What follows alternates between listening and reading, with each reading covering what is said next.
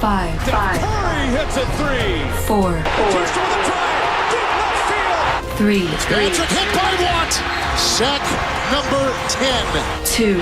Messi with a record-breaking goal. 1. Welcome to BSS Sports. Now, here are your hosts, Steve and Trevor. Good afternoon and welcome to another edition of BSS Sports. My name is Steve Schill with the ever lovely Trevor Struthers, and my word, what an absolute show of a week regarding sports. Right off the bat, Belleville Senators having their home opener and winning in a shootout. Very intriguing fashion that way. But then also the big news for the Ottawa Senator fans out there, Trevor included in this one. Matt Duchene announced yesterday, and he had to leave mid-game because he got traded. And he's heading down to Ottawa, and Kyle Turris is headed towards Nashville. Things are, still, oh my God, this is exciting. Trev, obviously, this is something you're looking forward to. The Senators need a bit of scoring, and this is what he's going to be bringing. Yeah, just to break everything down, a big three-way trade. So, it is going from Colorado to Ottawa is Matt Duchene. From Ottawa to Nashville is Kyle Turris, and then Colorado takes home the vast majority of everything in the trade. So I'm going to go through it just so we cover all of our bases. They get Samuel Girard, who was a Nashville 2016 second-round pick, Vladislav Kamenev, who is a Nashville 2014 second-round pick, tie into the Belleville Senators with Andrew Hammond being offloaded in this trade to Colorado. Shane Bowers, a Sens first-round pick from this past year's draft. And then for upcoming future draft picks, Colorado also gets Ottawa's 2018 first and third rounder and Nashville's 2018 second rounder. So that covers all of everything Colorado gets in the trade. And yeah, it's just the single players going to Nashville and Ottawa. Nashville gets Kyle Turris to kind of add to their scoring. If they had anything they struggled with last year in the playoffs and why they couldn't ultimately win the Stanley Cup, it had to do with the lack of scoring. So they were able to replace a former Ottawa Senator, center iceman, and Mike Fisher. They replace him now with Kyle Turris. Ottawa gets Matt Duchene, and I know Ottawa for the longest time have wanted to add to their forward group. It was like that with Clark MacArthur. It's like that even more without Clark MacArthur being a part of that forward group. And you don't necessarily add to your forward group when you get Matt Duchene and you trade away Kyle Turris. However, this is an improvement on that number one center ice role, which is something Ottawa is looking to do. The big thing on why this trade happened, Kyle Turris was going to be a free agent at the end of the year. That's no longer the case. They traded him to Nashville. With that, he gets an extension. That was obviously the big caveat for Nashville. They didn't want a pending unrestricted free agent in Turris, so they wanted him signed long-term. They have him signed now over the next 6 seasons beyond this one, making $6 million per season. And so that's taken care of now for Nashville. For Ottawa, now they don't have to worry about their number one centerman becoming a free agent at the end of this year. For Matt Duchene, it's still a little bit of time. He's got this year, he's got next year, and then it's 2019 where he becomes that free agent. The interesting thing about that for Ottawa, Erik Karlsson's also a free agent at that same time. So it's going to be interesting from that perspective. They have these next 2 years with both of those players, but once that time comes up, it's time to pay the players. And will Ottawa be able to pay both of them? That's going to be the big thing. Maybe they lose both of them. Who knows? But Ottawa going to the Eastern Conference Final last year, they're able to improve upon their forward group. They still have Erik Karlsson. They need Craig Anderson to be the Craig Anderson of last year. But if they get that, this is a team that, once again, could potentially take advantage of what's been a weaker Eastern Conference and could maybe surprise some people again and try to make a run for it in the playoffs. That's what Matt Duchene's been added for. He hasn't been able to do much of it recently, but this is a guy that can put the puck in the net in big games, and that's what Ottawa has looking forward in the future.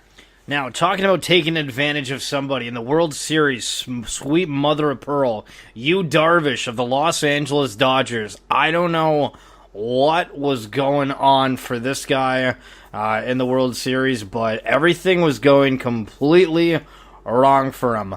If you haven't heard, the Houston Astros are your 2017 MLB World Series champions.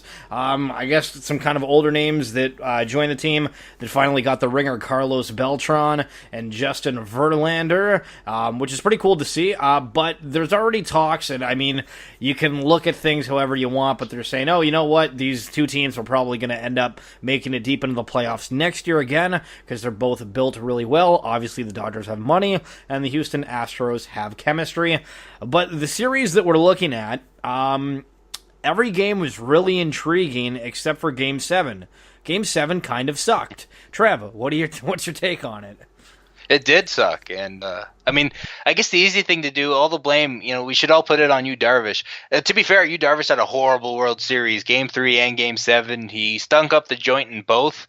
I think the perspective, too, from the Dodgers when it came to putting him out there for Game 7 was he was so bad in Game 3, he couldn't do that again. He's Yu Darvish, and then he did it again. And so that whole situation for the Dodgers is going to be interesting, what they decide to address with Yu Darvish, because, this is a guy that ultimately you acquired at the deadline to try to get it done, and he just couldn't. It's the opposite for the Astros. They get Justin Verlander, and he turns out to be the Justin Verlander they traded for, and it pays off for them big time. They end up winning the World Series. I guess the only downside to this whole Justin Verlander, and it's not a downside from Justin Verlander's perspective, but apparently some Astros fans did have an issue with it. Some, I think, were being very facetious and sarcastic in the way they said things on social media, but Justin Verlander obviously unable to make it to the World Series parade that following weekend after they had won the World Series because, well, he's getting married to this lady named Kate Upton. So for Justin Verlander, obviously things are all hunky-dory. He's the World Series champion, and he's married to Kate Upton. But and Angel Carrera getting married too. It's all this marriage going on. Yeah, Carrera as well. That was the really surprising thing. I saw that live when it happened on TV, and I had to rewind it to make sure I'd actually seen what I had just saw. I mean, and then you see a lot of people, especially women on Twitter afterwards, being like, "I'm usually against stadium proposals, but I mean that's the right way to do it." Like. What a better way to propose than it? Like, is a lady going to say no right after you've won the World Series and we're a crucial part of it? So Carlos Correa is a gamer, no doubt about that. He had a fantastic World Series. He's still a young player. I mean, he's just getting married now. He just got engaged. He's incredibly young. So he's a young player for the Astros, and that's the really big thing. He's going to be the guy they need to build around. And, I mean, they have a lot of younger pieces, and what McCullers was able to do, Dallas Keuchel. I mean, this is a phenomenal baseball team, and if they can bring this team back next year, I mean, just like you said, I mean, this is a team that could contend for a long time in the American League. And things have worked out pretty well for the Astros since ownership has changed hands. Now they're World Series champions, and this is a team that is in great shape moving forward, and it's going to be a tough team to compete with when you compare the other teams in the AL West, that's for sure. You're listening to BSS Sports on at 91X with Trevor Struthers and Steven Schill. We got about another 10 minutes or so. We're going to be covering a little bit of the NBA, a little bit of the NFL, but also UFC 217, Georges St. Pierre back again fighting Michael Bisping, and obviously Georges St. Pierre won. I'm assuming you would have heard of it by now. If you haven't, that's okay. Georges St. Pierre won. We can have a round of applause together. What an exhilarating fight. A lot of trash talk kind of leading up to it. I mean, that's always the case, but everybody was talking about how, if Bisping won, it would have been full disrespect and not the class act that he portrayed after losing to Mr. GSP, not GPS. Yeah, I mean, Bisping knows how the business works. I'll put it that way. I mean, Bisping is a respectful guy. He knows how to sell a fight, and that's exactly what he does. He's a great talker. As somebody that's been a fan of professional wrestling, I do enjoy when people in MMA and in boxing are really able to build up, the hype for a fight, and are really able to promote themselves well and get people excited.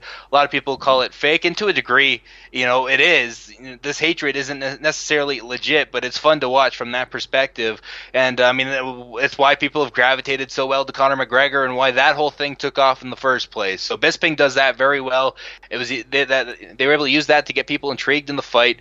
When I'm talking about possible opponents for GSP, it was going to be Bisping. Tyron Woodley was a guy that name came in there as well. The current welterweight champ, the current middleweight champ were the two people being debated. The reason why it wasn't Tyron Woodley, he hasn't exactly been delivering entertainment-wise in his latest defenses, and he's not the kind of talker/promoter that Michael Bisping is. Michael Bisping is kind of in a class of his own. He's a veteran guy, and I think technically as well, a lot of people called him a weak champion, like an easy champ to beat. With that being said, he did have a couple successful title defenses. I do think if Bisping went up against interim champ Robert Whittaker, he was going to lose that fight anyway.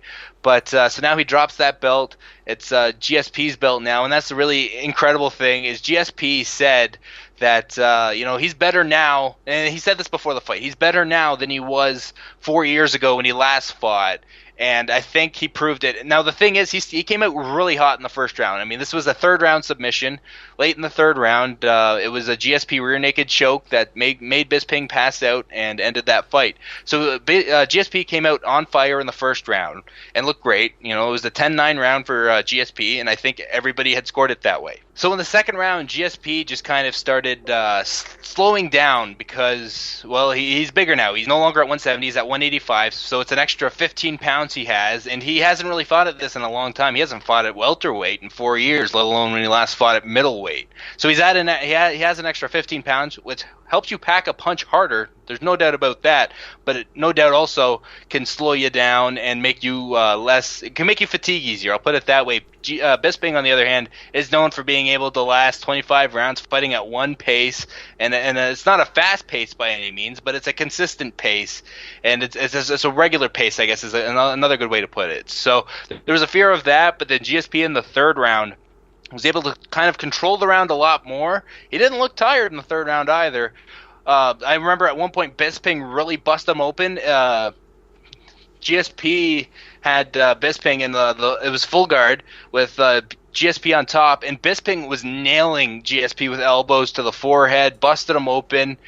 So blood was pouring at that point and getting into the eyes of GSP, which, it really made you worry from a GSP perspective how this would affect his eyesight. He was able to regather himself from there, and he was able to end up getting the finish by eventually sinking in that rear naked. That's it for this edition of BSS Sports. Make sure to like us on Facebook and follow us on Twitter at BSS Sports, archiving all of our works on YouTube at BSS Productions. For Trevor, Struthers, and myself, Stephen Schill, we'll catch you next month.